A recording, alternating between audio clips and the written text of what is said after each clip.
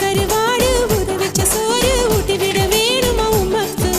முத்தமிட்டு நெத்தியில மார்புக்கு மத்தியில சேர்த்து விட தோணுதா உமக்கு உப்பு கருவாடு ஊற வச்ச சோறு ஊட்டி விட நீ போதும் எனக்கு முத்தமிட்டு நெத்தியில மார்புக்கு மத்தியில சேர்த்து விட தோணு